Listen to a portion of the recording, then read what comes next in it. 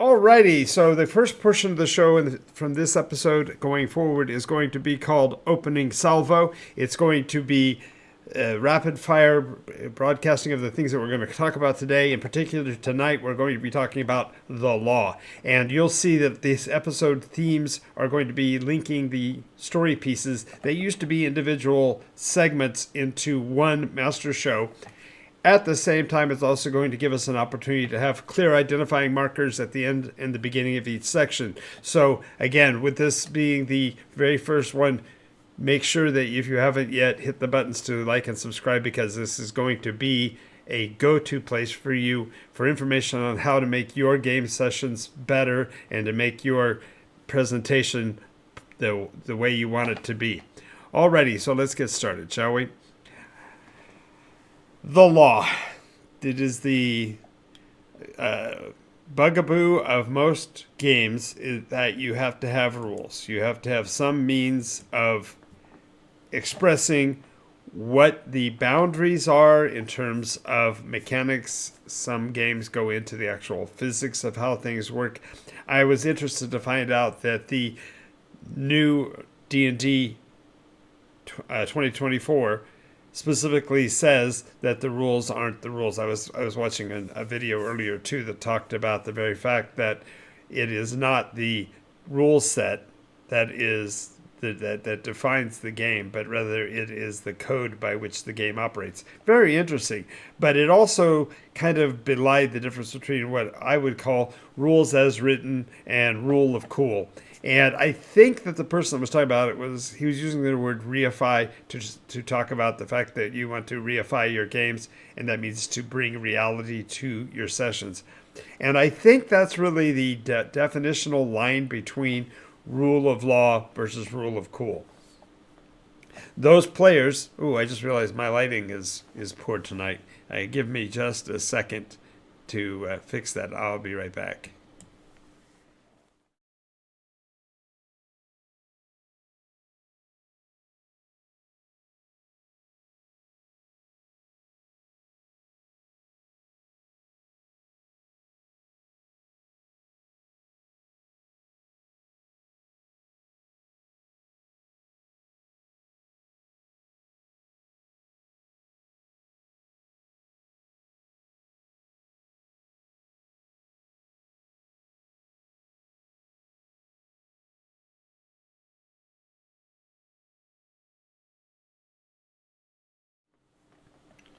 One of the wonders of live streaming is that I can actually do that, step out, fix the lighting, make changes or whatever, and it just shifts the starting point. Of course, that's mainly because we still have to build a consistent viewer base on Twitch, and I understand that because we have been doing traditionally shorter format shows, and I think we're going to find more success as we're able to stay on for longer with the longer format. So as I would say in an earlier video, we're going to cut and then we're going to cut back and we'll start this section over again. But I wanted to clarify what was going on for those of you that might have been watching or listening in this version.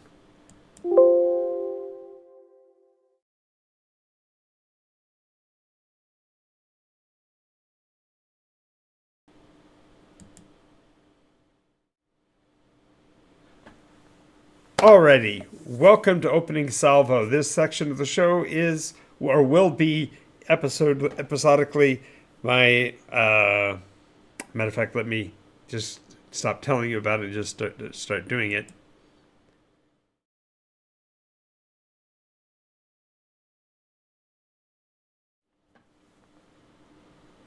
Rules. We all love them, we all hate them, and we all understand we have to have them. Whether we're talking about our culture, our nation, or whether we're talking about what happens at the tabletop, the game is what we make it, and the game is defined by the rules that we play by. The concept of rules, of course, is a variable. It doesn't depend specifically on any given set of rules, but it can actually be a collection or a hybrid thereof. As a matter of fact, you've probably heard me use the two terms rule of law and rules as written, RAW, or the rule of cool, ROC. And some people argue back and forth on which way is a better way to play. And I think that the reason for that differentiation between the two is that there is a concept wherein the role play game is itself a game first and then you play roles in it. Or conversely, it is about the drama of the roles and you happen to use game mechanics to resolve those issues in game. And so the variation between those two ends of the spectrum provide us with a difficult condition, which is what we want. I've heard players that get frustrated in a game session because the rules are not being played by rules as written standards, and they are concerned with the reality. They want their game to be as real as possible. And at the same time, those people who want that narrow definition as rules as on the piece of paper are also finding themselves at a challenge because there are players who conversely say, well, my game is more real because it's more visceral, and whether or not there's a rule to fill it, we make it make sense in terms of realism. Both of them are bandied about equally, and I'm here to kind of take a middle ground. I believe that the concept of the game that we play in a role-playing game has more to do with understanding or giving place for the spirit of the rules rather than the letter of the rules to exist. And I think that's really the difference. So today we're going to be looking at both ends of that spectrum. We're going to talk some early on about the actual law of Nykos, that is the things that in the lore became the adjudication of in-game legal matters.